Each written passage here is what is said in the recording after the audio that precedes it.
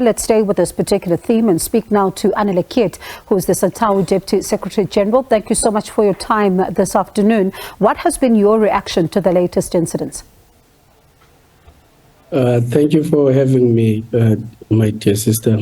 As South African transport will continue to be said about these incidents that are taking place, but on the other hand, we are happy with the report that comes from the police.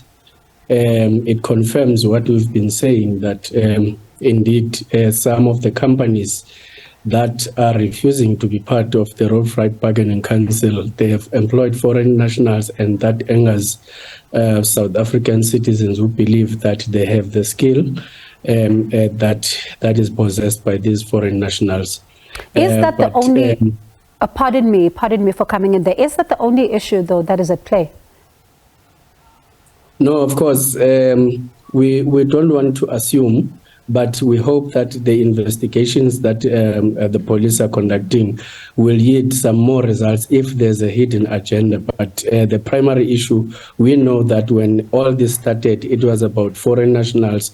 But of course, as we continue to say that we all, at this point in time, we also feel that there's economic sabotage that is taking place. But of course, we will rely on the investigation that the police are doing.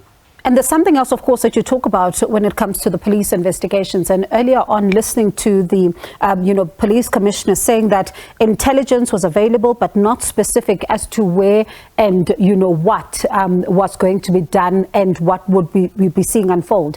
But what does this then tell us about the capability or the ability of intelligence to be able to be gathered properly so that these incidents are dealt with once and for all, especially if police are saying they don't have specific details?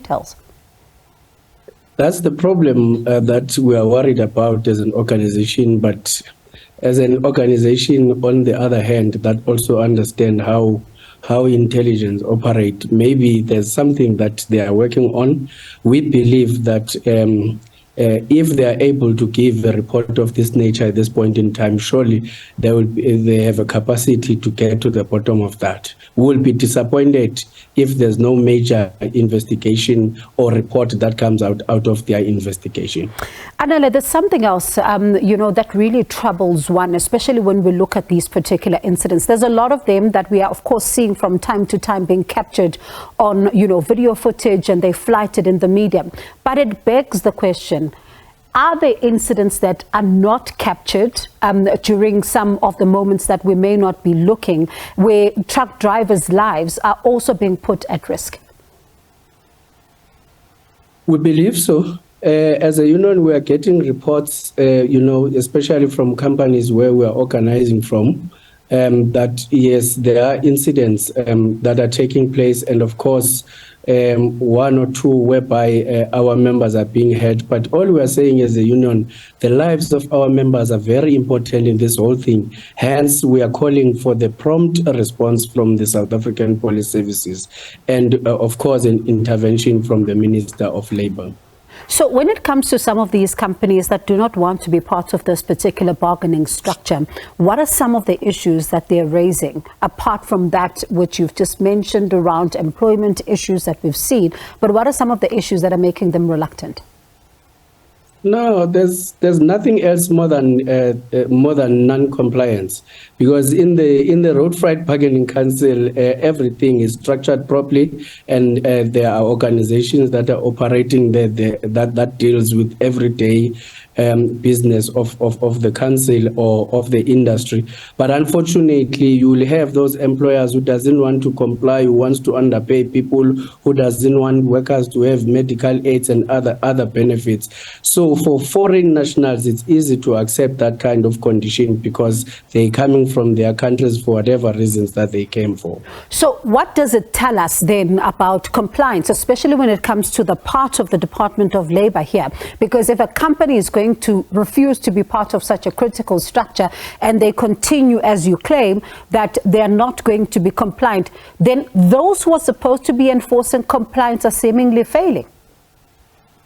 These are the issues that we've been raising in the task team as Labour, that the involvement of the Department of Labor is critical on this particular issue, because this is a department that is responsible for compliance at large. So we've been raising this issue, and we are disappointed at this point in time that such intervention doesn't yield any results, because it's moving on a slow pace. So it's moving at a slow pace, as you say, but is it moving at all? Because it feels like it's not. It's one thing for you to say it's moving at a slow pace, but it feels like we're not moving, because task teams were set up in this particular instance. There was also calls for employment quotas here, but we still do not know where things stand right now.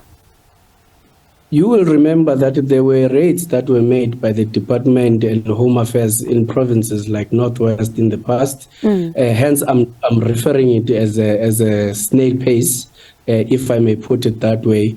There is that intervention, but it's moving slowly. And if you look where the incidents are taking place, that is where the department is not going, but rather focus on the provinces that there's less, attacks on. So that's the area where, as a union, we are disappointed. We believe that if the department can focus on these bigger provinces that plays a bigger role on the incident, using the intelligence report that keeps on coming from the police, then we'll be able to curb this violence. And as you say, the safety of your members is paramount here. How do you begin then to ensure that there's compliance as SATAWU, and we don't once again, maybe in a couple of months' time, see similar flare-ups?